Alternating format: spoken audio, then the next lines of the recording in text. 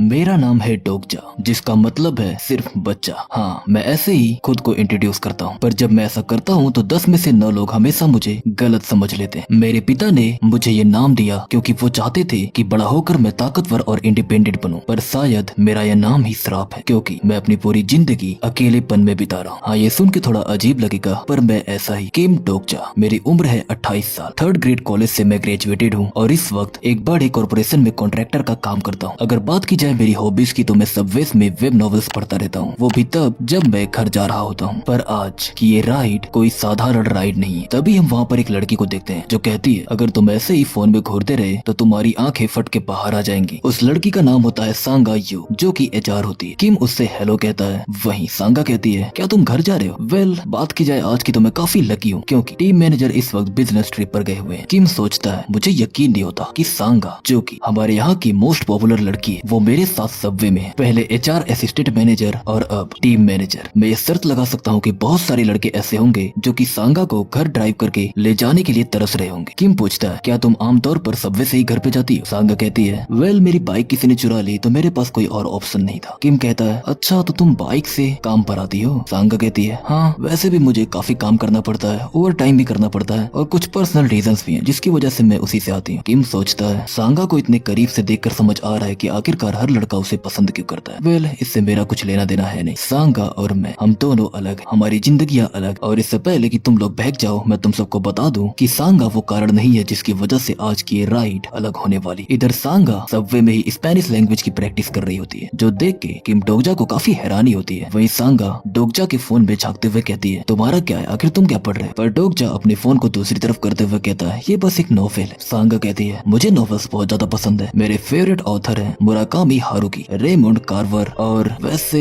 तुम्हारा favourite author कौन है, डोगजा बताना चाहोगी? डोगजा कहता है, तुम शायद उसे नहीं जानती होगी। और उसके दिमाग में तभी ख्याल आता है, ये सही भी है, मेरी हॉबी है सीरियलाइज्ड वेब नॉवेल्स को पढ़ना। ऑल्दो मुझे अपनी हॉबी पर ज्यादा गर्व तो नहीं है, पर आज का मेरा ये दिन अलग इसलिए है क्योंकि 3 ways to survive the apocalypse का फिनाले आज आने वाला है। ये एक ऐसी नॉवेल है जो कि मैं लगभग पिछले 10 सालों से पढ़ रहा हूँ। अब लोग यही सोचेंगे कि आखिरकार एक वेब नॉवेल की एंडिंग हो रही है तो मैं इसे इतना बढ़ा चढ़ा के क्यों बता रहा हूँ। पर सच बताऊं तो ये कहानी मेरे लिए बहुत ज्यादा स्पेशल है। मैं इस कहानी को तब से पढ़ते हुए आ रहा हूँ जब मैं 8th ग्रेड में था। मैं स्कूल में इसे तब पढ़ता था जब मुझे बुली किया जाता, जब मैं फेल हो जाता और जब मैं अपने एंट्रेंस एग्जाम्स को क्लियर नहीं कर पाया और 3rd ग्रेड कॉलेज में जा पाया, जब मेरी किस्मत ने मिलिट्री सर्विस के वक्त मेरा साथ नहीं दिया। एंड इवन अब जब एक कॉन्ट्रैक्ट वर्कर होते हुए भी कंपनी टू कंपनी मेरा ट्रांसफर होता रहता है। डैम इट, ये सब बताने का पॉइंट भी क्या है? सच बताऊं तो मेरे पास इनके अलावा और कोई मेमोरीज नहीं है। ये कड़वा सत्य है कि जिस कहानी को मैं इतने सालों से पढ़ते हुए आ रहा हूँ, आज उसका अंत होने वाला है। आज ही उसके फिनाले को अपलोड किया जाएगा। एक ग्रैंड वेब नॉवेल जिसके लगभग 3149 एपिसोड्स हैं। एक 10 साल की एपिक जर्नी जो कि मैंने अपने बचपन से ही शुरू कर दी थी। मुझे यकीन नहीं होता कि ये सीरीज इतनी लंबी चली, वो भी सिर्फ एवरेज व्यू काउंट। असल में इसे तो एवरेज भी नहीं कहा जा सकता क्योंकि 40-50 चैप्टर्स के बाद ही सब ने इसे ड्रॉप कर दिया और तब से सिर्फ इकलौता मैं हूँ जो इसे कंटिन्यू कर रहा हूँ। देखा जाए तो ये एक ऐसी कहानी है जिसे सिर्फ मेरे लिए लिखा गया। मैं इसके लेखक को डोनेशन देकर सपोर्ट तो करना चाहता हूँ, पर डोनेशन जैसी चीज मेरे जैसे एक कॉन्ट्रैक्ट वर्कर के लिए काफी मुश्किल। इसी वजह से मैंने बस कमेंट्स में ऑथर को थैंक्स बोला। मैंने कोशिश की कि मैं इस सीरीज को और भी लोगों को रिकमेंड करूँ ताकि इससे ऑथर का थोड़ा भला हो जाए, पर लोगों ने मुझे ही क्रिटिसाइज किया। देखा जाए तो ये सीरीज लाजवाब है, पर लोग ऐसे ही होते हैं। डोगजा ये सब बातें सोच रहा होता है, तभी सांगा कहती है, डोगजा तुम किन ख्यालों में खोए हुए? अचानक डोगजा काफी हैरान हो जाता है और कहता है, अरे माफ करना, वैसे अगर बात की जाए तो लगभग 1 साल होने वाले हैं जब हमने कंपनी में काम करना शुरू की। सच में समय कितना जल्दी बीत जाता है ना? सांगा कहती है, हाँ सही कह रहे हो तुम, उस वक्त तो हमें अंदाजा भी नहीं था कि आगे क्या होने वाला है। डोगजा कहता है, हाँ देखकर लगता है जैसे कल की ही बात हो। मैं यकीन नहीं कर पा रहा कि हमारे कॉन्ट्रैक्ट्स जल्दी ही खत्म होने वाले। बट तभी डोगजा को याद आता है कि सांगा पिछले ही महीने प्रमोट की गई है, वो भी फुल टाइम के लिए। डोगजा सांगा को कांग्रेचुलेट करता है और सोचता है, मैं ये एडमिट तो नहीं करना चाहता पर सांगा सच में काफी कूल है। अगर हम किसी नॉवेल के कैरेक्टर्स होते तो जरूर सांगा उस नॉवेल की हीरोइन होती। ये बहुत ही ऑब्वियस है। मैंने आज तक कभी भी कंपनी में किसी चीज की कोशिश नहीं की, पर सांगा पूरी मेहनत करती। मैं बस वेब नॉवेल्स पढ़ता हूँ जबकि सांगा स्पेनिश लैंग्वेज स्टडी करती है, तो ये जाहिर सी बात है कि उसके जैसी कोई जरूर एक फुल टाइम एम्प्लॉय बन सकती। तभी सांगा थोड़ा सोचते हुए कहती है, डोगजा अगर तुम चाहते हो तो मैं तुम्हें उस ऐप का नाम बता सकती हूँ जिससे मैं स्पेनिश लैंग्वेज सीखती हूँ। डोगजा सोचता है, अगर ये कोई अलग जॉनरा होता, अगर मेरी लाइफ नॉन फिक्शन ना होती तो फैंटेसीज में ही क्या मैं प्रोटैगनिस्ट बन सकता हूँ। सांगा जब ये कहती है तो डोगजा उसे मना कर देता और कहता है, इससे फर्क नहीं पड़ता कि तुम मुझे उस ऐप का नाम बताओ या ना बताओ, बात ये है कि मुझे अपनी जिंदगी खुद जीनी। डोगजा सोचता है मुझे नहीं पता कि मैं प्रोटैगनिस्ट बन पाता या नहीं, पर एक चीज तो तय है कि अगर मेरी लाइफ का जॉनरा नॉन फिक्शन होता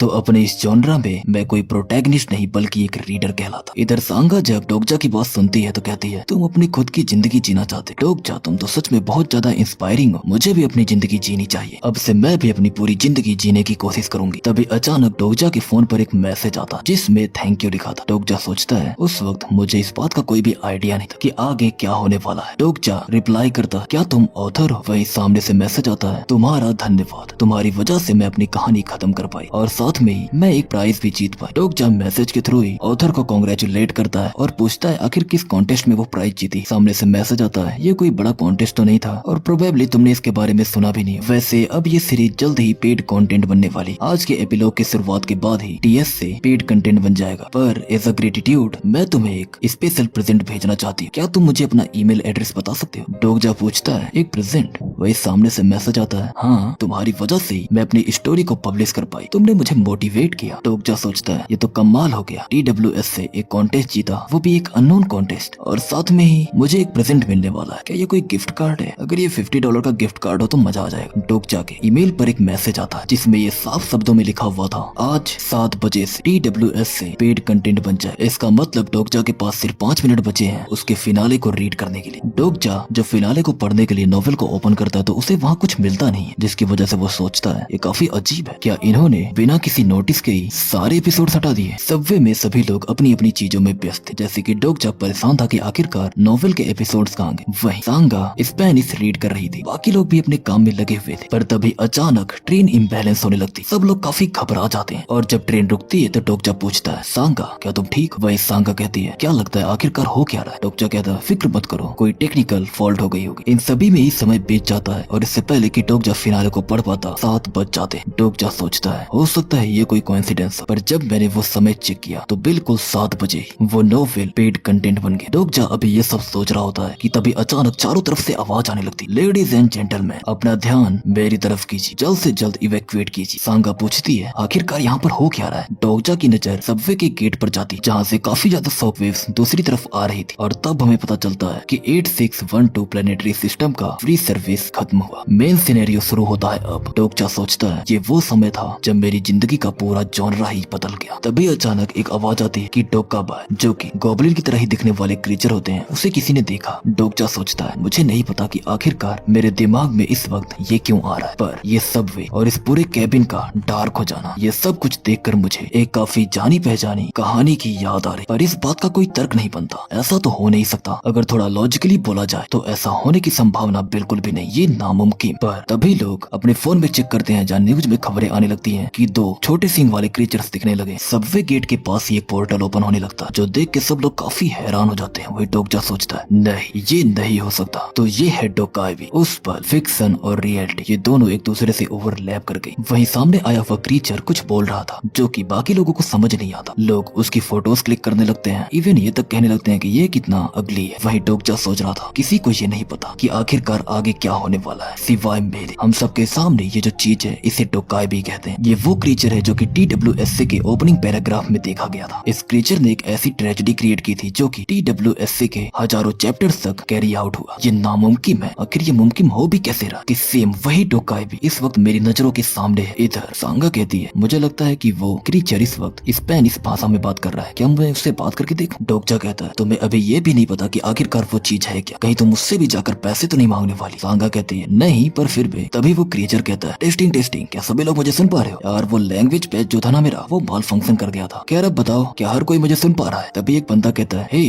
घटिया बेहुदे कीड़े, तुम्हें क्या लगता है आखिर तुम क्या कर रहे? डोका भाई कहता है माफ करना क्या कहा तुमने? वो बंदा कहता है क्या यहाँ पर कोई मूवी की शूटिंग चल रही? सच बताऊं तो मुझे ऑडिशन देना है। डोका भी कहता है इस समय पर ऑडिशन? मुझे लगता है मुझे थोड़ा और रिसर्च करके आना चाहिए। उन्होंने तो मुझसे कहा था कि यहाँ पर जितने भी ज्यादातर कस्टमर्स हैं हम उन्हें 7 बजे के आसपास पे वॉल में पुट कर सकते हैं। वो बंदा कहता है क्या क्या बकवास बातें कर रहे हो। टोकाई भी कहता है ठीक है सभी लोग शांति से मेरी बात ध्यान से सुनना, आराम से बैठ जाओ क्योंकि मेरे पास कुछ बहुत जरूरी है जो मैं तुम सबको बताना चाहता हूँ। ये सुन के सब लोग बातें करने लगते हैं। आखिरकार ये चल क्या रहा है, जो भी बोलना है जल्दी से बोल, तुम बिना हमारी कंसेंट के आखिर ऐसा कैसे कर सकते हो, तुम इससे कंपनसेट कैसे करोगे। वहीं एक बच्ची कहती है मम्मी आखिरकार वो कार्टून क्या है। इधर डोकजा सोच रहा था इन लोगों को समझ नहीं आ रहा, पर मुझे एक बात का पूरा यकीन है कि आखिरकार ये कहानी कैसे आगे बढ़ने वाली, मुझे इन सब को रोकना होगा, पर आखिर मैं इन्हें रोकूं कैसे। डोकजा कहता है सांगा बिल्कुल भी हिलना मत। इधर उन लोगों की बातें सुनते हुए डोका भाई जोर से हंसने लगता है और कहता है सच में यहाँ पर कितना शोर शराबा है, मैंने तुम सबसे कहा ना कि शांति से बैठो और मेरी बात सुनो। अगले ही सेकंड जो बंदा सबसे पहले सामने आया था डोका भी उसे मार डालता है और फिर और लोगों को मार कर हंसते हुए कहता है क्या तुम सबको समझ में आ रहा है कि यहाँ पर कोई फिल्म की शूटिंग नहीं चल रही, ये कोई सपना नहीं ना ही कोई नॉवेल, ये वास्तविकता है। क्या तुम सब ये समझ पा रहे हो कि आखिरकार तुम लोग इस वक्त किस परिस्थिति में हो। डोकजा जब ये सब देखता है तो सोचता है ये स्वीकार करने से मुझे नफरत है पर ये सच है। मेरी शंका धीरे धीरे खत्म होती जब मैंने फ्लोर को खून से रंगते हुए देखा। डोका भी कहता है तुम सबकी जिंदगी पहले से ही इतनी खराब है, इतनी वाहियात और घटिया, फिर भी तुम लोग सांस ले पा रहे हो, खा पा रहे हो और रिप्रोड्यूस कर पा रहे हो, वो भी बिना किसी कॉस्ट के। सच में मुझे कितनी हंसी आ रही है सोचकर, जिंदगी का असली मजा तो तुम लोग ले रहे, पर अब वो सब कुछ खत्म हुआ। अब तुम्हारी जिंदगी में तुम्हें कुछ भी फ्री में नहीं मिलने वाला, अगर तुम्हें सांस भी लेनी है तो उसके लिए भी लड़ना होगा। एक बंदा सामने आता और कहता है क्या तुम्हें पैसे चाहिए। इधर डोकजा कहता है सांगा ये तो मिस्टर हान है ना फाइनेंस टीम से। इधर हान कहता है अगर तुम्हें पैसे चाहिए तो मैं तुम्हें पैसे दे सकता हूँ, वो भी जितना तुम चाहो, तो बस मुझे बताओ आखिरकार तुम्हें कितने चाहिए, 1 मिलियन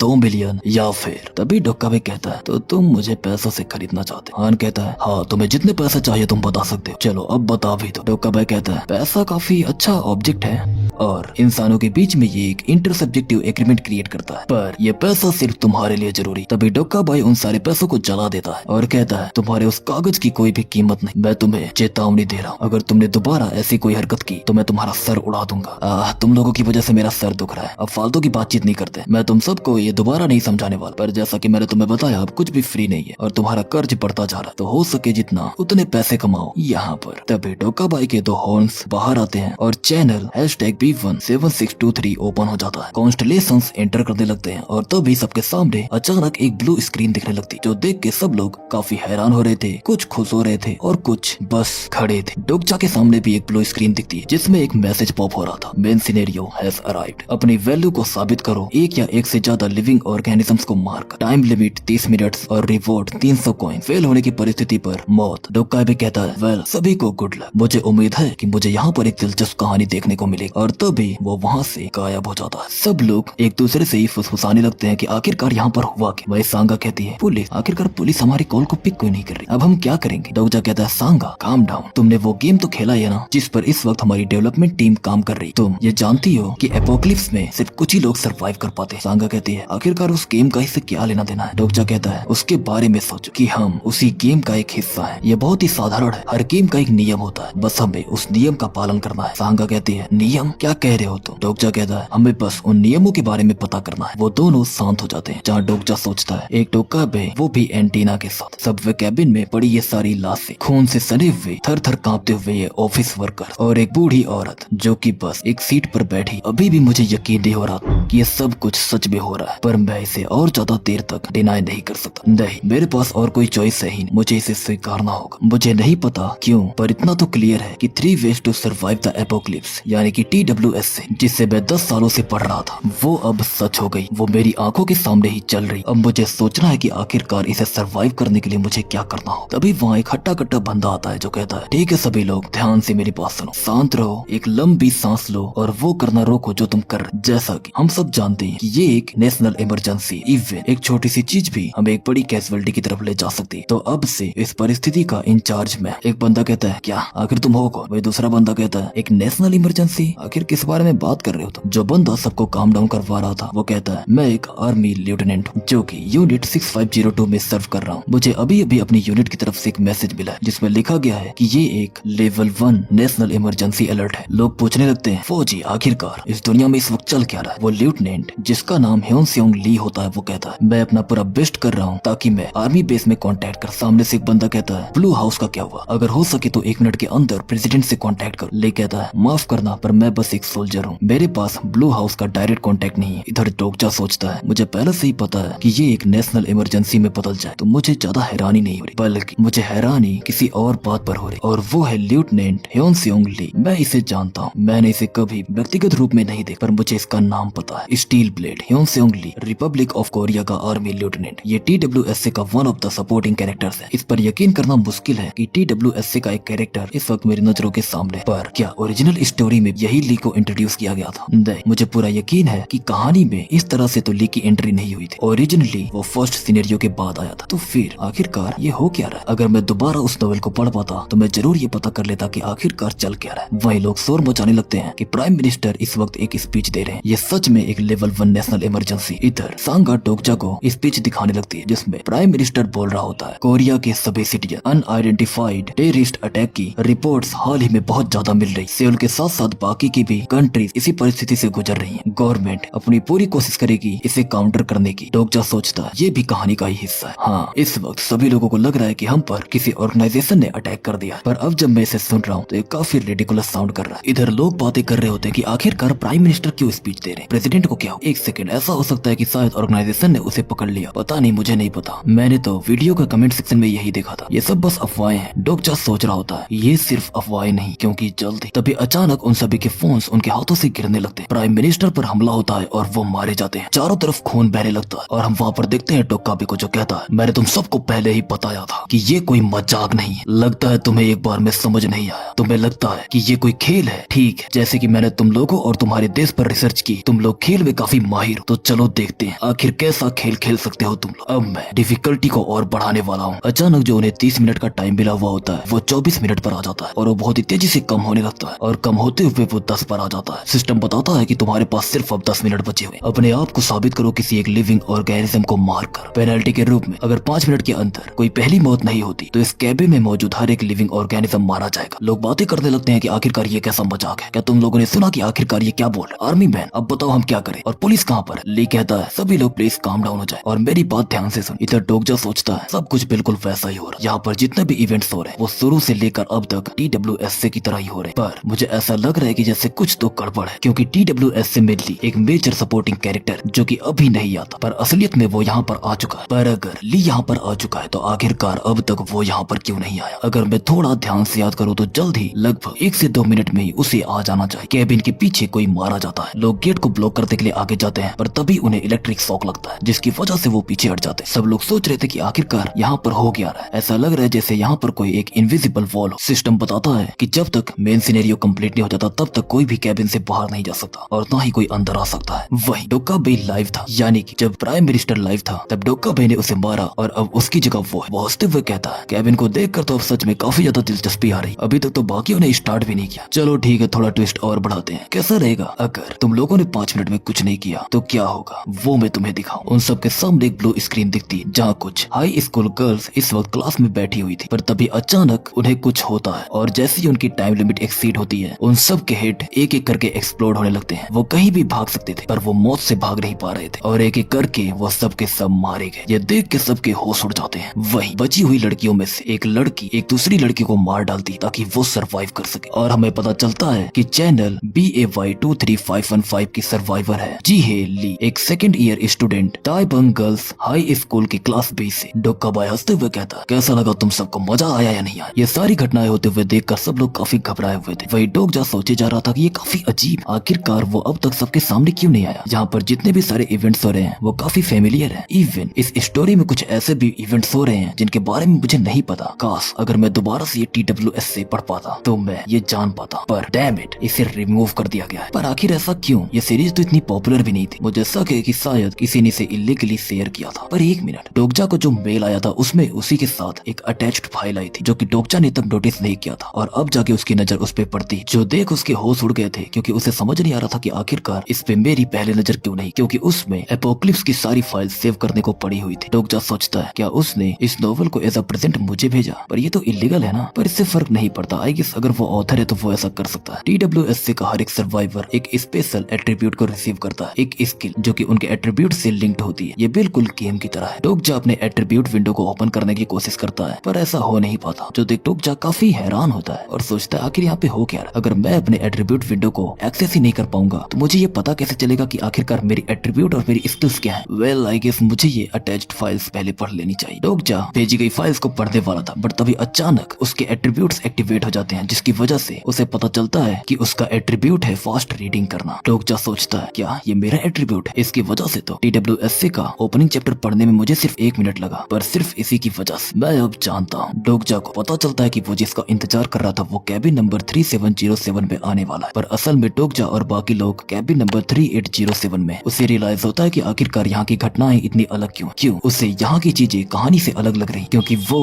एक दूसरे कैबिन में था। TWSA के प्रोलॉग में जो भी चीजें बताई गई हैं वो सब 3707 कैबिन नंबर से स्टार्ट होती हैं। डोकजा अभी सोच ही रहा था कि आखिरकार वो करे तो करे क्या पर तभी उसे याद आता है कि एक सेकंड अगर इस वक्त मैं 3807 कैबिन में हूँ तो आखिरकार कहानी में 3807 वाले कैबिन में हुआ कि वही सांगा कहती है डोकजा क्या हमें इन्हें रोकने की कोशिश नहीं करनी चाहिए। अब तक इन सब के लिए काफी देरी हो चुकी थी क्योंकि इस कैबिन में सिर्फ 2 लोग ही सर्वाइव करने वाले थे। डोकजा सोचता है शिट अब क्या करूं? जहां तक मुझे पता है उस हिसाब से वो जो 2 लोग सर्वाइव करेंगे उन्हें मैं जानता हूँ। एक तो ये सफेद बालों वाला लड़का, बात की जाए अगर सांगा की तो वो प्रोबेबली मारी जाएगी। एक इस सफेद बाल वाले लड़के और एक दूसरे बंदे को छोड़कर इस कैबिन में हर कोई मारा जाएगा इंक्लूडिंग मी। इधर हान लोगों की लड़ाई के बीच में आता है और एक बंदे को खुद पर हमला करने से रोकता है। फिर वो सफेद बालों वाले लड़के से कहता है आखिरकार तुम कर क्या रहे? वही वो लड़का कहता है बुढ़े आदमी आखिरकार तेरी क्या दिक्कत है? क्या तू भी मरना चाहता है? तुझे दिखता नहीं कि आखिरकार यहाँ पर हो क्या रहा है? हान कहता है चूजे आखिर किस बारे में बात कर रहा है? वो लड़का कहता है तुझे अब तक समझ नहीं आया, दूसरी तरफ देख। तेरे दिमाग में अब तक ये बात नहीं गई क्या कि ये आर्मी वाला हमें नहीं बचाएगा? आखिरकार किसी न किसी को तो मरना ही होगा, इसलिए मैं खुद चुन रहा हूँ कि आखिरकार मरेगा कौन। मैं ये समझ पा रहा हूँ कि तुम लोग इस वक्त क्या सोच रहे। तुम्हें लग रहा होगा कि हम अलग हैं, आखिरकार हम एक दूसरे को मार कैसे सकते हैं? हम शायद कोई जानवर है। आमतौर पर मैं तुम सबसे सहमत होता पर यहाँ की परिस्थिति अलग है। हमारे पास कोई भी चॉइस नहीं। इस वक्त परिस्थिति ऐसी है कि या तो मारो या तो मरो। थोड़ा समझदारी से सोचो। जिस दुनिया को हम जानते थे वो खत्म हो चुकी और इस नई दुनिया में हमें नए नियम कानून को फॉलो करना हो। उस सफेद बालों वाले लड़के का नाम होता है नाम वुन किम। ये उन कुछ चुनिंदा लोगों में से है जिसने TWSA को बहुत ही जल्दी अडॉप्ट कर लिया था। वुन ही वो है जिसने सबकी सेंस ऑफ मोरालिटी को डिस्ट्रॉय कर दी। डोकजा सोचता है अगर कोई भी 5 मिनट में नहीं मरा तो हर किसी को मरना होगा। मुझे अचानक एक लाइन याद आई जो कि मैंने बहुत समय पहले पढ़ा था जिसमें लिखा था एक्सक्यूजनर इलेक्ट्रिक चेयर लीवर को उसी समय पुश करता है। वो ऐसा इसलिए करता है ताकि ये पता चल सके कि आखिरकार प्रिजनर को किसने मारा। इस वक्त ऐसा लग रहा है जैसे मैं उस नॉवेल का ही एक हिस्सा पढ़। वो सब एक अलग ही दुनिया में थे और मैं बस एक स्पेक्टेटर जो बस उन्हें देखे जा रहा। वो अनजान बूढ़ी औरत उन सब का पहला विक्टिम बनी। अगर मैं ऐसे कहानी के बीच में इंटरप्ट करूं तो हो सकता है कि स्टोरी के प्लॉट में बदलाव हो, उसका ओरिजिनल प्लॉट तबाह हो जाए। इसी वजह से सही यही है कि मैं बस खड़ा रहूं और उसे मरते हुए देखूं ताकि मैं जी सकूं। तभी सांगा आगे जाते हुए कहती है वो तो उसे मार डालेंगे। डोकजा उसे रोकता है और कहता है ऐसा मत करो, वो खतरनाक है। सांगा कहती है हाँ मुझे पता है पर फिर भी। डोकजा कहता है अगर तुम आगे गई तो वो तुम्हें भी मार देंगे। डोकजा सोचता है सांगा मुझे उम्मीद है कि कुछ लोग जरूर डेस्टिन्ड होते हैं चमकने के। फर्क नहीं पड़ता कि इस वक्त हम किस जॉनर में, पर सांगा इस कहानी को नहीं बता सकती क्योंकि वो इस कहानी की और इस दुनिया की हीरोइन नहीं। डोकजा कहता है सांगा यहीं पर रहो और वो करो जो मैं कहता हूँ। अगर तुम सिर्फ एक बार मेरी बात सुनती हो तो मैं वादा करता हूँ कि मैं दोबारा तुम्हें परेशान नहीं करूंगा। डोकजा सांगा को बैठाता है और आगे जाते हुए सोचता है इस वक्त इंटरफेयर करना मेरे लिए काफी जल्दी हो। ये मेरा प्लान भी नहीं था। वो कारण जिसकी वजह से मैंने पहले इंटरफेयर नहीं किया वो ये नहीं है कि मैं वुन और बाकियों से डरता हूँ और ये भी नहीं कि मैं उनके तरीकों से सहमत हूँ। मैं तो बस इंतजार कर रहा था एक सही मौके का और ये वही मौका है। सबवे की दूसरी तरफ ही अचानक एक छोटा सा ब्लास्ट होता है जिसके अगले ही सेकंड डोकजा उन सब की तरफ बढ़ पड़ता है और अब सिनेरियो के खत्म होने में सिर्फ 7 मिनट 32 सेकंड्स बचे होते। डोकजा सीधे जाके वुन से टकराता है जिसकी वजह से वुन पीछे गेट पे जाके लड़ पड़ता है। वुन कहता है आखिरकार तेरी दिक्कत क्या है? डोकजा सोचता है ऐसा लग रहा होगा कि मैंने वुन को पीछे इसलिए किया ताकि मैं उस बुढ़ी औरत को बचा सकूं, पर उसे पीछे ढकेलने का सिर्फ एक ही कारण नहीं था। वैसे अभी तक वो आया क्यों नहीं? उसे यहीं आस-पास होना चाहिए। मिल गया। डोकजा जाता है एक बच्चे के पास और उससे एक चीज खरीद लेता है। डोकजा कहता है प्लीज रुक जाओ, आखिरकार तुम लोग कर क्या रहे? उस बुढ़ी औरत को मारने से तुम लोग बचने नहीं वाले। ये सुन सभी लोग काफी हैरान होते हैं और सबका अटेंशन डोकजा की तरफ हो जाता है। वही वो कहता है चलो ऐसा मानते हैं कि हमने उस बुढ़ी औरत को मार, फिर क्या? हाँ मैं ये समझता हूँ कि अगर हमने उस बुढ़ी औरत को मार दिया तो हम थोड़ा सा और समय मिलेगा या तो फिर कहें कि हमारा समय थोड़ा और इंक्रीज होगा, पर इससे होगा क्या? उसके बाद क्या? क्योंकि अगर डोकाबे ने जो भी कहा है वो सही है तो हमें यानी कि हर एक इंडिविजुअल को एक पर्सन को जान से मारना ही होगा। तो बताओ इस बूढ़ी औरत को मारने के बाद आगे किसे मारोगे? तो क्या तुम अपने साइड में खड़े हुए व्यक्ति को मारोगे? वुन हंसते हुए कहता है हाँ बिल्कुल सही कहा तुम, अगली बारी तेरे जैसे लूजर की होगी, फिक्र मत कर, तेरा नंबर जल्दी आने वाला है। चांसेस 50-50 हैं, पर फिर भी डोकजा समझ जाता है कि वुन ऐसा ही कुछ कहने वाला था, इसीलिए वो कहता है आखिरकार हम अपनी जान को जोखिम में क्यों डालें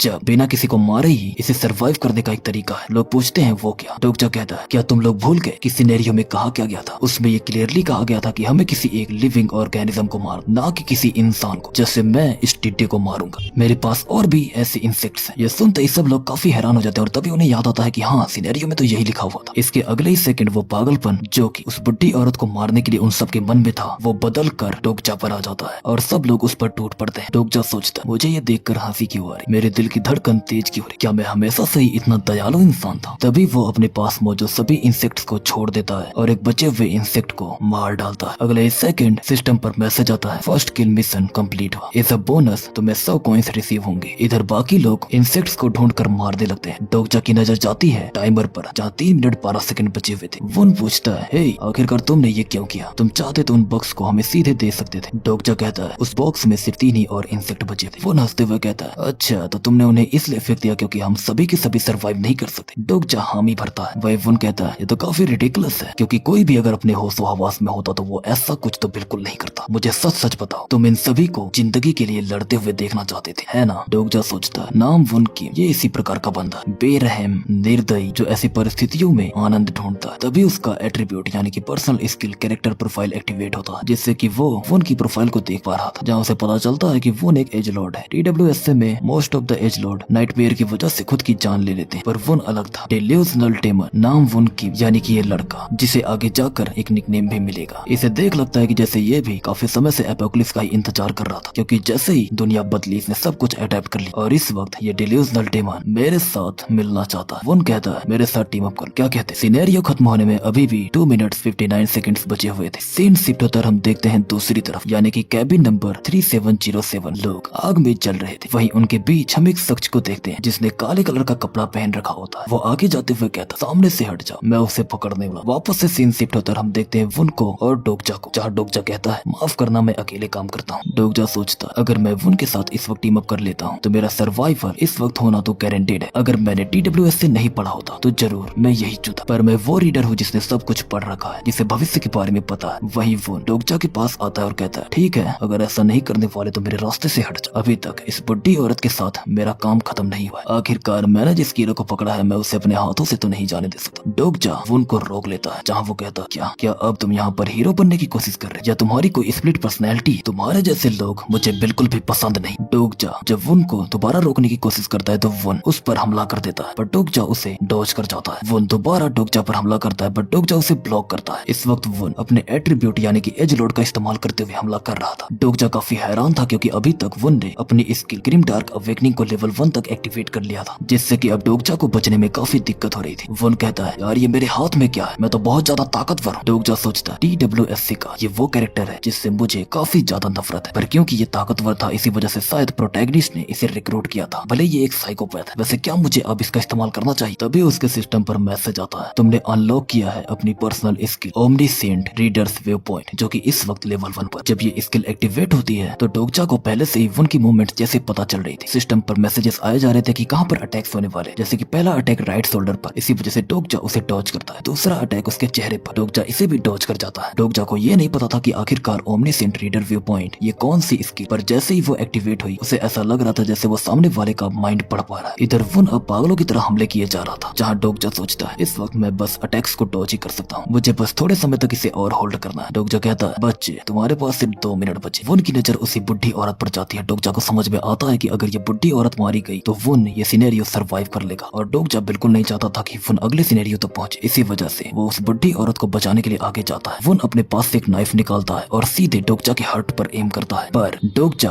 खुद के साथ साथ उस बुढ़ी औरत को भी बचाते हुए वहाँ से दूसरी तरफ हट जाता है, बट इसकी वजह से उसे काफी डैमेज होता है। डोगजा उस बुढ़ी औरत को उठाकर दूसरी तरफ ले जाते हुए सोचता है मौत हम पर दस्तक दे चुकी है, अगर मैं वुन के सामने हारा तो यहाँ पर शायद मैं भी मारा जाऊँ। ये एक ऐसी दुनिया है जहाँ पर सिर्फ वही सर्वाइव कर सकता है जो कि फिट हो। नहीं, असल में दुनिया हमेशा से ही ऐसी थी। जंगल के नियम के अनुसार कमजोर हमेशा ताकतवर का शिकार होता है, कुछ भी कभी नहीं बदलता। नियम सिर्फ कमजोरों के लिए बनाए जाते हैं, और अगर मुझे सर्वाइव करना है तो मुझे इन नियमों से आगे जाना होगा। वही वुन कहता है कम ऑन, आखिर उस बुड्ढे को बचा के करेगा भी क्या? तेरे पास तो इतनी भी ताकत नहीं बची कि तू भाग सके, तो मुझ पर एक फेवर कर और उससे दूर हट जा। वैसे भी समय काफी कम है। डोगजा अपनी मुट्ठी टाइट करता है। अचानक उसके सिस्टम पर ढेर सारे मैसेजेस आने लगते हैं कि उसे 100 बोनस कॉइंस मिल रहे हैं, और ऐसे ही मैसेजेस पॉप हुए जा रहे थे। इधर वुन डोगजा पर हमला करने के लिए आगे बढ़ता है। अब तक डोगजा के पास काफी पॉइंट्स हो चुके थे। इसी वजह से वो अपने स्टेमिना में 2700 कॉइंस को यूज करता है, जिसकी वजह से उसका स्टेमिना काफी ज्यादा बढ़ जाता है, यानी कि लेवल 10 तक पहुंच जाता है। साथ में उसकी फिजिकल ड्यूरेबिलिटी भी काफी ज्यादा बढ़ जाती है। वुन का नाइफ जैसे ही डोगजा को टच करता है, डोगजा की फिजिकल ड्यूरेबिलिटी की वजह से उसे कुछ होता ही। वुन सोचता है आखिरकार अभी हुआ क्या। डोगजा कहता है ग्रासहोपर मेटिंग सीजन के दौरान एक बार में लगभग 100 एग्स देते हैं और वही एग्स मेरे हाथ में थे। यहाँ पर मैं नहीं जो मरेगा, असलियत में तुम मरने वाले। अब तक 57 सेकंड बचे थे। वुन डोगजा पर हमले किए जा रहा था। हमले करते हुए इतना टाइम बीत जाता कि अब सिर्फ 4 सेकंड ही बचे हुए थे। जैसे ही टाइम लिमिट खत्म होती, चेकआउट स्टार्ट होता है और एक एक करके सभी के हेड पॉप आउट करने लगते हैं। सबके सर फटने लगते हैं जिन्होंने इस सिनेरियो को कंप्लीट नहीं किया था। इस पूरे कैबिन में सिर्फ 5 लोग सर्वाइव कर पाते हैं। जब डोक्का बॉय वहाँ पर आता है तो कहता है ये काफी फैसिनेटिंग, पर आखिरकार यहाँ पर हुआ क्या। मैं बस थोड़े समय के लिए गया क्या, यहाँ कितना सारा कचरा हो चुका है, अब इसे साफ कौन करेगा। कैबिन नंबर 3807 के 5 सर्वाइवर्स बचते हैं। पहला योन सेओंग ली, दूसरा सांगा यो, तीसरा गिल योंग ली, चौथा हान और पांचवा डोगजा किम। वहीं पर वुन की लाश पड़ी थी, जिसे देखकर डोगजा को याद आता है कि वुन उससे भीख मांग रहा था, उससे मदद मांग रहा था ताकि उसे बचा लिया जाए। पर डोगजा ने उससे कहा कि ऐसे ही हमारी पूरी दुनिया काम करती, चाहे वो पुरानी हो चाहे नहीं, और अगर हम नई दुनिया में हैं तो हमें उसके नए नियमों का पालन करना होगा। वुन रोते हुए कहता है नहीं, मैं मरना नहीं चाहता, प्लीज मेरी मदद करो। और तभी उसका सर फट जाता है डोगजा के सामने। डोगजा सोचता है तुम सही थे वुन, मैं बिल्कुल तुम्हारे जैसा ही। मैं चाहता तो उन लोगों को बचा सकता था, मेरे पास वो एक थे। ये झूठ होगा अगर मैं ये कहूँ कि मैं गिल्टी फील नहीं कर रहा, पर ये काफी अजीब है कि आखिर मैं इतना शांत क्यों। ऐसा लग रहा है जैसे मैं कोई नॉवेल ही पढ़ रहा हूँ, मुझे किसी बात का अफसोस ही नहीं है। डोगजा ने अब तक 124 लिविंग ऑर्गेनिजम्स को मारा था, जिसमें से एक था ग्रासहोपर और 123 थे उसके एग्स। उन्हें मारने की वजह से डोगजा को 6200 कॉइंस मिले थे, जिसमें कि मेन सिनेरियो को कंप्लीट करने का कॉइंस भी जुड़ा हुआ था। बीच में ही डोगजा ने अपने लेवल्स को भी अप किया, जिसकी वजह से अब उसके पास 3500 कॉइंस बचे हुए और उसके नए रिवॉर्ड्स कैलकुलेट किए जा रहे थे। डोगजा सोचता है वो दुनिया जिसे अब तक हम जानते थे वो खत्म हो चुकी। ये एक नई दुनिया है जिसमें हमारा जन्म हो रहा है और मैं वो इकलौता रीडर हूँ जिसे पता है कि इस दुनिया का अंत कैसे होगा। ट्रेन चलने लगती, जो देख सब लोग खुश हो रहे थे कि उन्हें शायद अब घर जाने का मौका मिलेगा। पर जब वो खिड़की से झांकते हैं तो बाहर उन्हें ढेर सारे सर्पेंट्स दिखते हैं, जिनसे कि इस वक्त मिलिट्री लड़ रही थी। वो ट्रेन ब्रिज से होकर गुजर रही थी, पर तभी वो ट्रेन रुक जाती। हम उसके बगल में ही देखते हैं बड़े से सर्पेंट को। हान कहता है आखिरकार हम दोबारा रुक क्यों रहे, ऐसा तो हम दोबारा मारे जाएंगे। पर तभी वो सर्पेंट भी रुक जाता है, वो आगे नहीं बढ़ता। डोगजा सोचता है ये स्नेक जैसा दिखने वाला मॉन्स्टर को कहा जाता है इक्थियोसॉर, पर आमतौर पर इसे जाना जाता है सी सर्पेंट के नाम से। बाद में TWSA में ये एक ग्रेड 7 का मॉन्स्टर बनेगा। TWSA की दुनिया सबसे ज्यादा प्रायोरिटाइज करती है सिनेरियोस, तो जब तक कोई भी क्रीचर सिनेरियो का पार्ट ना हो वो हम पर हमला नहीं करेगा। फिलहाल के लिए हम सुरक्षित हैं। डोगजा को डोक्का बाय के पास 21 स्टार दिखते हैं, जिन्हें देख वो सोचता है वो स्टार सिग्निफाई करते हैं कॉन्स्टलेशंस को। जिन्होंने इस चैनल पर लॉग इन किया, कॉन्स्टलेशंस TWSA के मोस्ट मिस्टीरियस बीइंग्स हैं, जो कि इन सभी tragedy, scenario, live stream in सब के मास्टर माइंड्स हैं। दूसरी भाषा में कहा जाए तो ये वो लोग हैं जो कि डोक्का बाय के चैनल को देखते हैं। इस डोक्का बाय को इस वक्त 21 व्यूअर्स देख रहे हैं, जो कि एक न्यूबी के लिए काफी बेटर है। असली कहानी में वुन ने ऑलमोस्ट सभी को इस कैबिन में मार डाला था, पर क्योंकि इस वक्त परिणाम अलग है, जिसकी वजह से शायद कॉन्स्टलेशंस काफी भड़के हुए होंगे। और जैसा कि अभी कॉन्स्टलेशंस की प्रेफरेंसेस को ध्यान में रखा जा रहा है, इसका तो यही मतलब है कि ये कहानी की शुरुआत है। सच में इस पर यकीन करना बहुत मुश्किल है। कल ही मैं उनकी पोजीशन पर था जहां मैं उस कहानी को देख रहा था, पर अब वो लोग मुझे देख रहे। मैसेजेस आए जा रहे थे कि कुछ कॉन्स्टलेशंस तुमसे इंप्रेस हुए और उन्होंने तुम्हें 500 कॉइंस गिफ्ट किया है। डोगजा सोचता है ऑफ कोर्स यहाँ पर कुछ कॉन्स्टलेशंस है जो कि मुझसे नफरत करेंगे, पर कुछ ऐसा भी है जो मुझे सपोर्ट करेंगे। मुझे उम्मीद है कि तुम सभी को ये शो देखकर काफी मजा आ रहा होगा, क्योंकि कभी ना कभी तुम लोग भी इसी परिस्थिति में आओगे और इस शो को देखने की कीमत अपनी जान देकर तुम्हें चुकानी पड़ेगी। सांगा वहाँ पर आती है और डोगजा से पूछती है क्या तुम ठीक हो। डोगजा कहता है माफ करना, मैं इस बुढ़ी औरत को बचा नहीं पा। सांगा कहती है तुमने ग्रासहोपर्स का वो केज मेरी तरफ फेंका, उसी के लिए मैं तुम्हें थैंक्स बोलने आई थी। डोगजा कहता है आगे से ऐसा नहीं, और सोचता है मुझे नहीं पता इस वक्त इसके दिमाग में क्या चल रहा है, पर इस पूरी तबाही को सर्वाइव करने के लिए इसके स्मार्टनेस काफी जरूरी। ये भी इस बात को समझ जाए मेरे निर्णय की वजह से कुछ लोग बच पाए, कुछ लोग मारे गए, इसी वजह से बचे हुए लोगों से मैं ये ग्रेटिट्यूड डिजर्व नहीं करता। वही डोक्का बाई कहता है कमाल है, तो तुम सब ने अपना वर्थ प्रूव किया।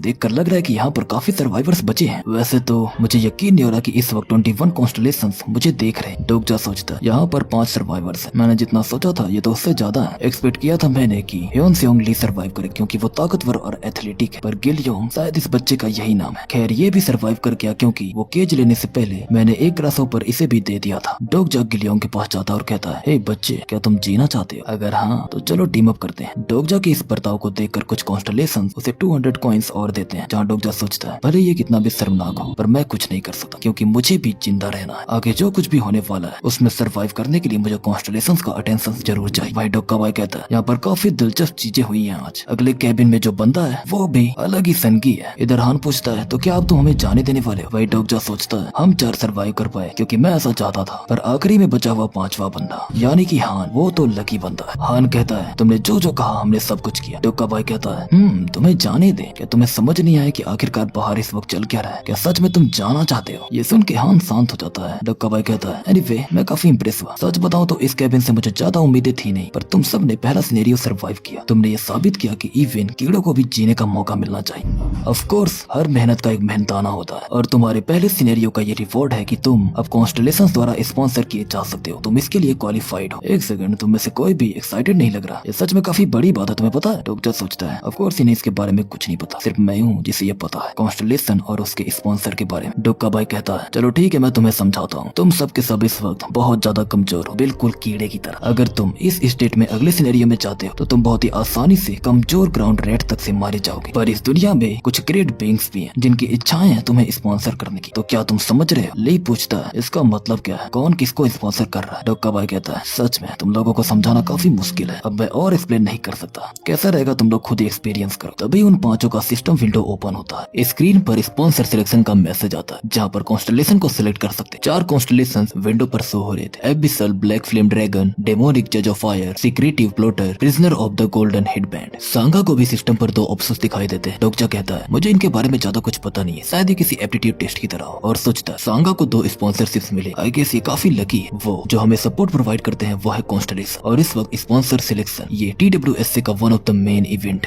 जो कि स्टार्ट हो चुका है। स्पॉन्सर सिलेक्शन एक ऐसा सिस्टम है जिसमें कि वो कॉन्स्टलेशन जो कि डोक्का भाई के चैनल के थ्रू हमें देख रहे हैं वो किसी इंसान को सिलेक्ट करेंगे अपने इनकारनेशन या स्पॉन्सर के रूप में। मेरे केस में 4 कॉन्स्टलेशंस अपने इनकारनेशन को स्पॉन्सर करना चाहते हैं, पर कॉन्स्टलेशंस कभी भी अपना असली नाम नहीं बताते। अगर TWSC के प्रोटैगनिस्ट को कंसीडर किया जाए तो उसके पास 5 ऑप्शन थे और भी कोई छोटा नंबर नहीं। आमतौर पर इनके नाम के हिंट्स उनके स्पॉन्सर्स में होते हैं जैसे कि एबिसल, डेमन या तो फिर गार्डन। हमें खुद ही उनकी आइडेंटिटीज पता करनी पड़ती है। वेल मेरे लिए जिसने कि ये सब कुछ पहले ही पढ़ रखा है उसके लिए कोई बड़ी बात। तो चलो पहले पहला स्पॉन्सर देखते हैं। The abyssal black flame dragon. ये एक पावरफुल बीइंग है जो कि एक ब्लैक क्लाउड नाम के ग्रुप को लीड करता है। जहाँ तक मुझे याद है इसका असली नाम था काफी बड़ा, इतना बड़ा कि मुझे अच्छे से याद नहीं आ रहा। इनकारनेशन अपने स्पॉन्सर के द्वारा एडिशनल पावर लेवल को भी रिसीव करते हैं। अगर मैं इसे अपना स्पॉन्सर सिलेक्ट करता हूँ तो मुझे काफी स्टेमिना और स्ट्रेंथ मिलेगी जो कि स्टार्टिंग में मेरे काफी काम आएगी। बट अनफॉर्चुनेटली बस इतना है, क्योंकि जितना ज्यादा तुम कॉन्स्टलेशंस की शक्तियों का इस्तेमाल करोगे तुम अपने सेंसेस को उतना ही खोते जाओगे और आखिरी में तुम खुद एक साइकोटिक किलर बन जाओगे। आमतौर पर ये एज लोड एट्रीब्यूट्स को सपोर्ट करते हैं। मैं प्रीटी श्योर हूँ कि नोवेल में वुन को इसी कॉन्स्टलेशन ने सपोर्ट किया होगा, तो आखिरकार उसने मुझे क्यों चुना? मुझे इस कॉन्स्टलेशन के बारे में ज्यादा कुछ पता नहीं है, तो इसे थोड़ा होल्ड करके रखते हैं। मेरा दूसरा ऑप्शन है, वेल इसे देखना मेरे लिए काफी हैरान करने वाली बात है क्योंकि ये है डेमोनिक जज ऑफ फायर। नाम से ही पता चल रहा है कि ये कॉन्स्टलेशन कोई डेमोनिक होने वाला है, बट आयरनिकली डेमोनिक का मतलब होता है कि ये कॉन्स्टलेशन कोई डेमन नहीं। इसके नाम में मौजूद वर्ड फायर और जज ये इंडिकेट करते हैं कि ये एंटिटी फायर के थ्रू जजमेंट्स देती है। इसका मतलब ये आर्केंजल यूरियल है। मुझे याद है कि नॉवेल में किसी ने तो इसे अपने स्पॉन्सर के रूप में चुना था। यूरियल एक बैड चॉइस नहीं है, पर मैं पहले और भी ऑप्शंस को एक्सप्लोर करना चाहूंगा। जो कॉन्स्टलेशंस अच्छे हैं वो ताकतवर तो बहुत ज्यादा है, पर वो अपने स्पॉन्सर पर काफी रेस्ट्रिक्शंस लगाते हैं। खैर मेरा तीसरा स्पॉन्सर है सीक्रेटिव प्लॉटर। TWSC को मैंने पढ़ा है पर मैंने ऐसा कोई ऑप्शन पहले नहीं देखा। फिर हो सकता है ये कोई ऐसा कॉन्स्टलेशन जिसे मेंशन तो किया गया हो पर मैंने ध्यान नहीं दिया था। ये कोई पावरफुल बीइंग तो नहीं लग रहा, तो मूव ऑन करते हैं। तो मेरा आखिरी ऑप्शन है, यकीन नहीं होता कि इस कॉन्स्टलेशन ने पहले ही मुझे ऑफर दी, यानी कि prisoner of the golden headband. पहली बार में शायद ये नाम नेगेटिव साउंड करे, पर तुम्हें इसके प्रॉपर नाउन पर थोड़ा ध्यान देना होगा, यानी कि गोल्डन हेडबैंड दुनिया का सबसे छोटा prison. The owner of mount हुआ जो कि अपने सर पर हेडबैंड बांधकर दर्द में जीता है, यानी कि handsome monkey king, golden gauge with fury eyes, the great sage वो जो कि हेवंस के बराबर है, यानी कि सन वुकोंग। वो है मेरा आखिरी स्पॉन्सर। नोवेल में एक कैरेक्टर को इसके द्वारा स्पॉन्सर किया गया था। उस कैरेक्टर के पास इतनी ताकत थी कि सिर्फ एक ही क्रश में वो 100 ऑफ इनकारनेशंस को सिर्फ अपने स्टाफ से खत्म कर सकता था। सिर्फ एक सिंगल लाइटनिंग बोल्ट से वो कई सारे यानी कि हजारों मॉन्स्टर तक को खत्म कर सकता था। मुझे अभी भी वो पैसेज अच्छे से याद है जहाँ ऑथर ये एम्फसाइज करता है कि ये बहुत ज्यादा ताकतवर है। आखिरकार इसके जैसा ताकतवर कॉन्स्टलेशन मुझ में दिलचस्पी क्यों दिखा रहा है? अगर मैं ग्रेट सेज को अपने स्पॉन्सर के रूप में चुनता हूँ तो क्या मैं उसे हरा पाऊंगा जो कैबिन की दूसरी तरफ स्पॉन्सर सिलेक्शन खत्म होता है? डोक्का भाई पूछता है तो तुम सबका काम हो गया? कमाल है, किसी ने तो बहुत ही दिलचस्प चुनाव किया है। वेल अभी और भी ऐसी बहुत सारी अपॉर्चुनिटीज आने वाली है, तो क्योंकि अब हर किसी ने अपने स्पॉन्सर को सिलेक्ट कर लिया है तो थोड़ा सा ब्रेक लेते हैं। मुझे नेक्स्ट सिनेरियो को तैयार करने में थोड़ा बहुत टाइम लगा, 10 मिनट में दोबारा मिलता हूँ। डोगजा कहता है सभी लोग इकट्ठा हो जाओ। डोगजा ली से हैंडशेक करता है। वहीं ली कहता है मुझे नहीं पता कि ये सही समय या गलत, पर तुमसे मिलके खुशी हो। जैसा कि मैंने कहा था मैं एक आर्मी लेफ्टिनेंट, खैर तुम्हें तो पता ही। वेल मैं आर्मी में था, अब नहीं। डोगजा कहता है मुझे लगता है शायद अब तुम अपनी यूनिट के टच में नहीं आ पा रहे, जिसकी वजह से तुम ऐसा कह रहे। ली की ग्रिप को देखकर डोगजा समझ जाता है कि आखिरकार क्यों ली TWSA के अर्ली स्टेजेस में टैंकर था, इसलिए वो सोचता है कि उसे कैसे भी करके ली को रिक्रूट करना पड़ेगा। वही ली कहता है और डोगजा तुमने जो पहले किया उसके लिए धन्यवाद, अगर तुम नहीं होते तो हम जरूर अब तक मर गए होते। भले ही अगर हम उस मेथड के थ्रू सर्वाइव भी करते तो हम इंसान की तरह तो जीना डिजर्व नहीं करते। हान कहता है डोगजा तुम्हें तो पता ही है ना कि मैं कौन हूँ। डोगजा कहता है हाँ मैं हूँ गोहान। हान कहता है एक्सक्यूज मी, मुझे मिस्टर हान बोला करो। डोगजा कहता है इस वक्त हम काम पर नहीं।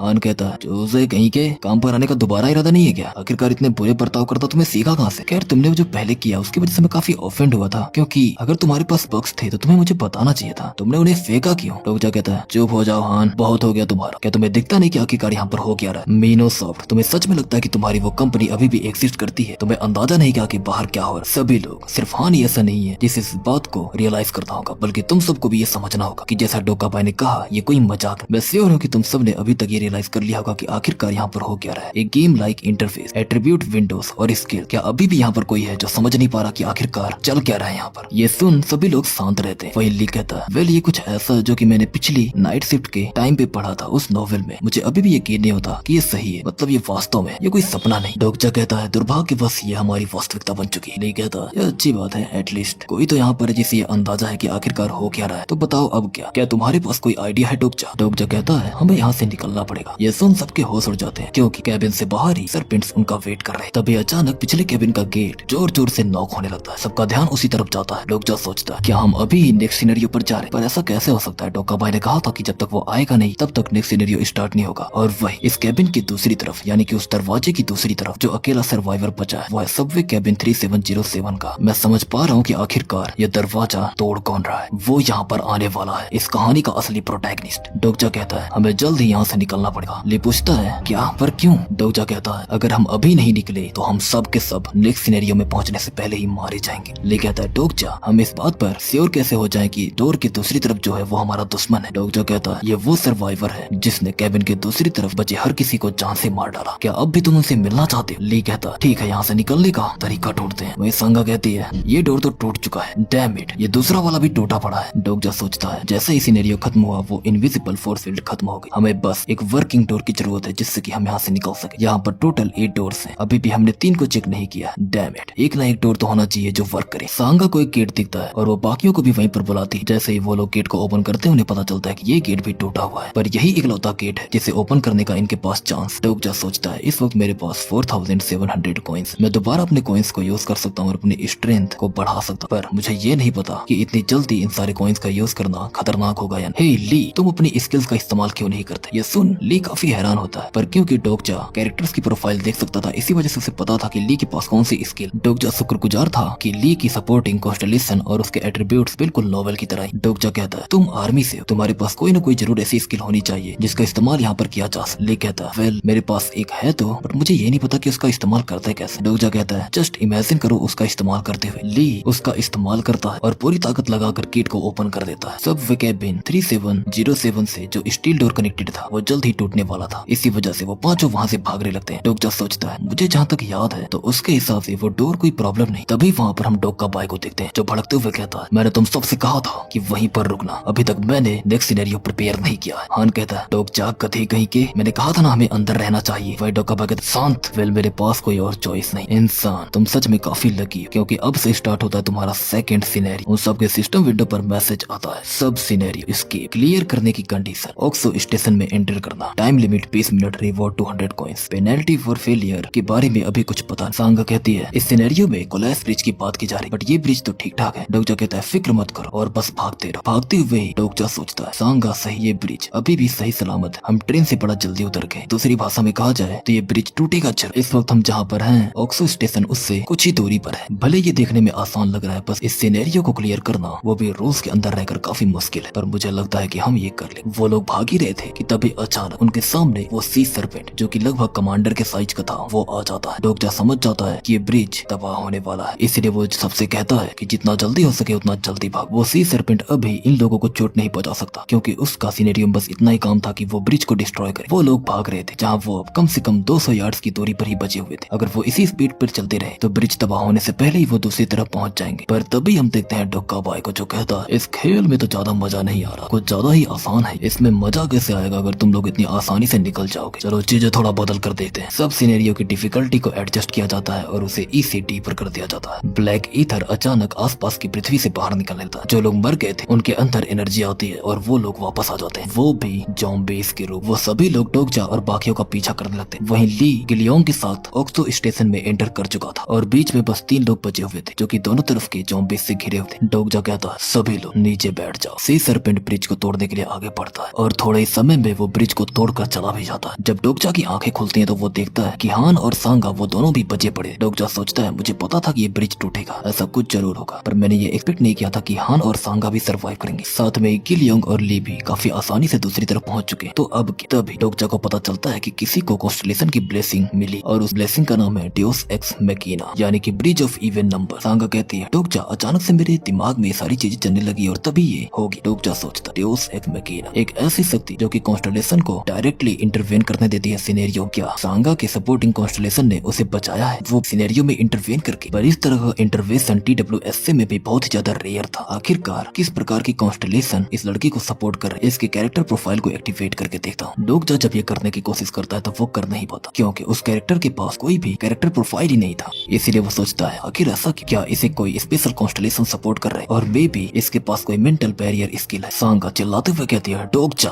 अपने पीछे देखो। डोकजा के पीछे एक पंच उसकी तरफ पड़ रहा था, बट तभी वो हट जाता है और हमें पता चलता है कि किसी ने उस पर हमला किया था। डोकजा सोचता है, इस वक्त मैं ख्यालों में नहीं डूब सकता। यह है टायर 9 का ह्यूमनॉइड डेमोस, यानी कि म्यूटेंट स्पीसीज जो कि ब्लैक ईथर से इन्फेक्टेड है। ह्यूमनॉइड डेमंस ज़ॉम्बीज़ से अलग नहीं होते, पर ये काफी खतरनाक होते, वो भी तब जब इनका होस्ट काफी ताकतवर रहा। और अजीब बात है कि सभी लोगों में से इनका होस्ट इस कमीने वुन को ही बना था। वुन जब डोकजा पर हमला करता है तो डोकजा इस हमले को डॉज करने के लिए दोबारा से अपने ओमनिसेंट रीडर्स वे पॉइंट को एक्टिवेट करने की कोशिश करता है, पर इसका उस पर कोई इफेक्ट नहीं होता, जिसकी वजह से वो उसे डीएक्टिवेट करके खुद ही डॉजेस करने लगता है और सोचता है, फिलहाल हम इस ब्रिज ऑफ इवन नंबर्स की मदद से इसे क्रॉस कर सकते हैं। पर यहाँ पर 3 लोग हैं, मैं, सांगा और हान। एक ना एक को तो यहाँ पर रुक कर मरना पड़ेगा क्योंकि इस ब्रिज पर सिर्फ इवन नंबर्स के ही लोग चलते। अगर और लोग इस पर चल गए, यानी कि अगर 1 या 3 लोग इस ब्रिज पर चल तो ये ब्रिज खुद ही टूट जाएगा। डोकजा जब पीछे मुड़ के देखता है तो हम देखते हैं कि हान सांगा को उठाता है और उसकी मर्जी के खिलाफ ही उसे लेकर भागने लगता है, वो भी डोकजा को पीछे छोड़ते हुए, जिससे वो समझ जाता है कि आखिरकार यहाँ पर मरेगा कौन। डोकजा हान की प्रोफाइल चेक करने के लिए अपनी ORV को एक्टिवेट करता है, बट वो उसकी कैरेक्टर प्रोफाइल को भी ब्राउज नहीं कर पा रहा था। इसलिए वो सोचता है, अगर मैं गलत नहीं हूँ तो इसके पास जो स्टिग्मा है, यानी कि वन लेग्ड स्विफ्टफुट, ये लिम्पिंग ट्रिक्स्टर कॉन्स्टेलेशन को बिलोंग करता है। ये कॉन्स्टेलेशन कभी भी अपने इनकारनेशंस को मेंटल बैरियर स्टिग्मा नहीं देता, और क्योंकि हान के पास ऐसी स्किल नहीं हो सकती तो इसका मतलब यही है कि वो कारण जिसकी वजह से सांगा और हान पर मेरी स्किल काम नहीं कर, वो ये है कि ये लोग कभी TWSA में अपीयर ही नहीं हुए थे। TWSA के अकॉर्डिंग ये लोग अब तक मारे जा चुके थे। मैं भी कितना बेवकूफ, मैंने इस बात पर कभी ध्यान ही नहीं है। वहीं वो कुर्राते हुए डोकजा की तरफ बढ़ रहा था, वहीं बाकी के ज़ॉम्बीज़ भी उसी की तरफ बढ़ रहे थे, जिनसे बचते हुए डोकजा सोचता है, अगर एक बार के लिए देखा जाए तो मैं अकेले इस ब्रिज को क्रॉस नहीं कर सकता, पर कैसा रहेगा कि अगर मैं इनमें से ही एक डेमन को अपने साथ ब्रिज पर लेकर जाऊं। नहीं, आई गेस ऐसे तो ये काम नहीं करे। मेरे पास सिर्फ 15 मिनट बचे जब तक ये सिनेरियो खत्म ना हो जाए। ये सब देख डोका भाई काफी इंप्रेस होता है और कहता है, तो कोई कॉन्स्टेलेशन है जो कि अपने बेचारे इनकारनेशन को ब्लेस करना चाहेगा? अजीब बात है, कोई भी कॉन्स्टेलेशन इसकी मदद नहीं करना चाहता। कितने दुर्भाग्य की बात है। इधर चारों लोग, यानी कि सांगा, हान, ली और वो छोटा बच्चा, वो भी सेफली पहुंच चुके थे। डोकजा लड़ते हुए सोच रहा था कि मेरी बॉडी अभी से और ज्यादा हैंडल नहीं कर सकती, हो सकता है कि शायद इस बार मैं मारा जाऊं। डैम इट, अगर मेरे पास सिर्फ एक कॉम्बैट स्किल होती तो ये इतना कठिन नहीं था। तभी उसकी personal skill book mark Flutter activate होती, जो देख डोकजा काफी हैरान होता है। जहाँ फ्लटर की मदद से उसे 3 बुक मार्क कैरेक्टर्स मिले थे, यानी डिल्यूजनल डेमन, नामवुन किम, स्टील ब्लेड, ह्योनसेओंग ली और तीसरा था एम्प्टिस्ट। डोकजा सोचता है, मैंने लगभग 3000 एपिसोड TWSA के पढ़े, पर मैंने ऐसी किसी स्किल के बारे में पहले कभी नहीं देखा, पर फिर भी मुझे ये समझ में आ रहा है कि आखिर ये काम कैसे करेगा। डोकजा कहता है, activate bookmark number 1। Partially Dokja activate करता है उनकी ही स्किल को, यानी कि ग्रिम डार्क अवेकनिंग लेवल 1।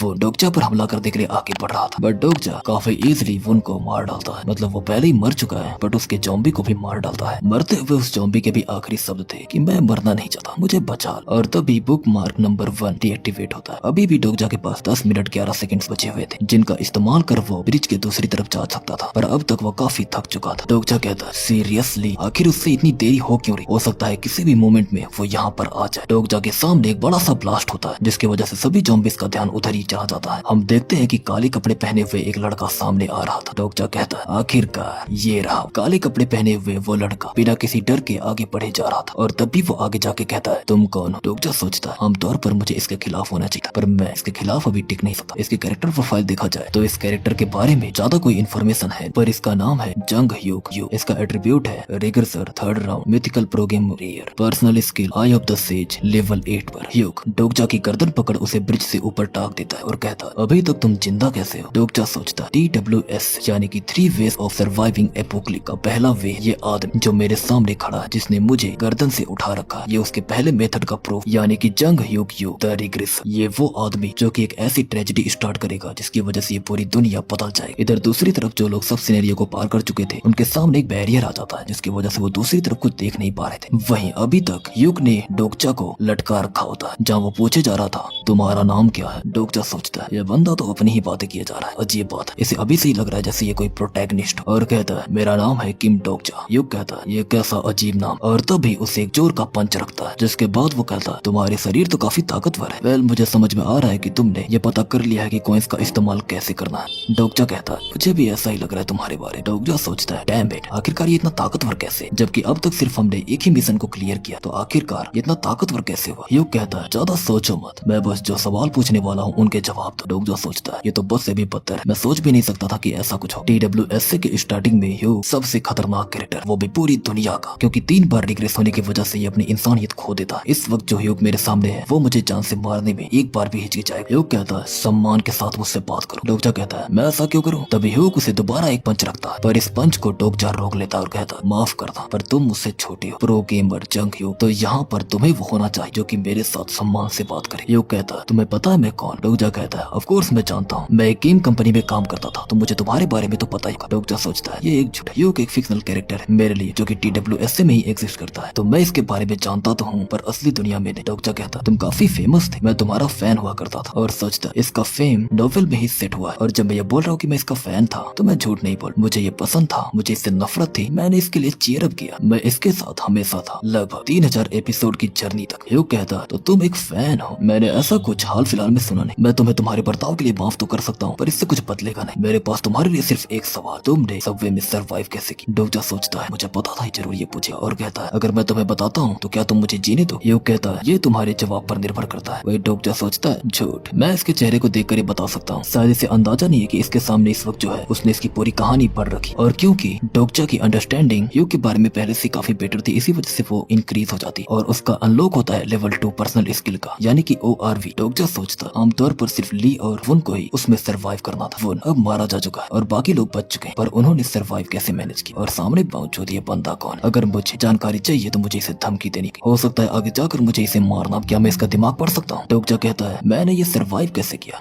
रुको बताता हूँ। असल में मैंने सिनेरियो को क्लियर करने के लिए इंसेक्ट्स को मारा। मैं काफी लकी था क्योंकि मैंने उस बच्चे को स्पॉट कर लिया जिसके हाथ में इंसेक्ट से भरा हुआ एक केज था। ये सुनकर ह्यूक काफी हैरान होता है और कहता है एक्सप्लोजन, वो इंसेक्ट, और सोचता है शायद भविष्य बदल चुका है। वहीं डोकजा सोच रहा था इसकी वजह से ये काफी शौक होगा क्योंकि आमतौर पर 3807 के कैबिन में वुन और ली को सर्वाइव करना था और बाकी सभी को बैटल में मर जाना था। ह्यूक सोच रहा था कहीं इन सब का कारण मैं तो नहीं, क्या ऐसा इसलिए हुआ क्योंकि मैंने सभी को एक्सप्लोजन से मार डाला और जो मैंने पिछले रन में नहीं किया था वो इस रन में, पर फिर भी कुछ तो गड़बड़ है। एक न्यूबी के रूप में ये कुछ ज्यादा ही शांत, पूरी दुनिया बदल चुकी और ये ऐसे बर्ताव कर रहा है जैसे इसे सब कुछ पता हो। शायद यही वो है जिसने वुन को मारा है, ये खतरनाक है। डोकजा कहता है अगर तुम सवाल जवाब कर चुके हो तो क्या मुझे जाने दो कि मुझे जल्द से जल्द ओक्सो स्टेशन में पहुंचना है, वो भी तुम्हारे साथ, हमारे पास समय की कमी है। ह्यूक कहता है इतनी जल्दी नहीं, वैसे भी सब कुछ काफी परफेक्टली फिट हो रहा है। ह्यूक अपनी double grade skill eye of says को एक्टिवेट करता है जो कि एक हाईएस्ट ग्रेड डिटेक्शन स्किल है जिसकी मदद से सामने वाला सिर्फ एट्रीब्यूट विंडो को ही नहीं बल्कि हिडन इन्फॉर्मेशन को भी देख सकता है। बट डोकजा का सिस्टम विंडो इसे डिफेंड करने लगता है। उसे पता चलता है कि कोई फोर्थ वॉल की eye of the sage skill activate कर रहा है। तभी अचानक ह्यूक की आंखों में बहुत ज्यादा पेन होने लगता है और उसकी आई ऑफ द सेज ब्लॉक हो जाती है। ह्यूक कहता है तो आखिरकार तुम हो क्या। हमें पता चलता है कि अभी सब सिनेरियो को खत्म होने में 2 मिनट्स 14 सेकंड्स बचे हुए हैं। डोकजा को यकीन नहीं हो रहा था कि आखिरकार उसके पास एक ऐसी स्किल है जो कि आई ऑफ द सेज को ब्लॉक कर सकती है। वहीं ह्यूक सोच रहा था मैं एक रिग्रेसर हूँ जिसे आगे कहानी के बारे में सब कुछ पता है पर फिर भी मैं 2 बार फेल हुआ और ये मेरा तीसरी बार, पर अब कुछ तो गड़बड़ लग रहा है, मुझे कैसे न कैसे करके इसे अभी यही मारना पड़ेगा। डोकजा कहता है तुम्हें एक ट्रस्टवर्दी एलाई की जरूरत है, ये तुम भी जानते हो कि सिनेरियो 46 को तुम अकेले कंप्लीट नहीं कर सकते। ह्यूक पूछता है तुम्हें इसके बारे में कैसे पता, क्या तुम भी कोई रिग्रेसर हो। डोकजा कहता है इस वक्त जो चीज मैटर करती है वो ये नहीं नहीं कि मैं कौन हूँ, बल्कि वो ये चीज है कि मैं तुम्हारे किस काम आ सकता हूँ। जंग ह्यूग, मुझे उस भविष्य के बारे में पता है जिसके बारे में तुम्हें नहीं पता। ह्यूग जब अपनी लाई डिटेक्शन स्किल को एक्टिवेट करता है तो उसे पता चलता है कि डोकजा सही बोल रहा है, जो देख उसे यकीन नहीं होता क्योंकि उसे समझ नहीं आ रहा था कि आखिरकार क्या कोरिया में भी कोई और प्रोफिट है। एंडा को छोड़कर प्रोफिट TWSA में एक ऐसा एट्रीब्यूट जो कि कैरेक्टर को भविष्य देखने की एबिलिटी देता है, और मुझे जहाँ तक पता है पूरे TWSA में सिर्फ एक ही ऐसा कैरेक्टर है जिसके पास ये एट्रीब्यूट था। ह्यूग पूछता है क्या किसी तरह से तुम्हें यह पता है कि फ्यूचर साइट को कैसे इस्तेमाल करते हैं या कुछ ऐसा है, तुम ये जानते थे कि मैं यहाँ पर आऊंगा? डोकजा कहता है हाँ जंग ह्यूग, मुझे पता है कि तुम्हारे पास एक स्पेशल पावर है, तुम्हें भी ये पता है कि भविष्य में क्या होने वाला है, पर ये बात तुम भी जानते हो कि भविष्य की जितनी नॉलेज तुम्हारे पास है वो इनकम्प्लीट है। डोकजा सोचता है रिग्रेसर्स को भविष्य के बारे में पता होता है क्योंकि उन्होंने कई बार अपनी लाइफ को रिपीट किया है, पर अगर वो प्रेजेंट को चेंज करेंगे तो जानकारी के हिसाब से फ्यूचर भी चेंज होता जाएगा। तो आमतौर पर हर एक रिग्रेसर उसी फ्यूचर में पहुंचता है जिसके बारे में उसे नहीं पता। डोकजा कहता है मुझे अपना साथी बना लो और मैं